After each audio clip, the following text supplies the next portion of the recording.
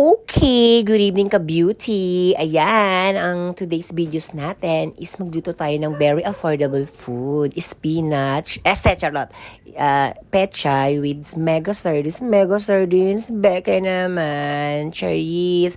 Dahil nga ngayon, medyo sakto lang at medyo mahina pa ang business natin. So, adjust tayo sa lulutuin or mga pagkain natin. So, ito yung napag-anuhan ko na magluto ng sardines with pechay. Masarap siya, guys, pero chili ang eksena. So, ayan, ginisa ko na nga ang siling haba, sibuyas, at bawang. Ayan, super halo-halo-halo, tulad ng paghalo-halo ng jowa mo sa'yo. Echas! At ito na nga, nilagyan ko na ng paminta.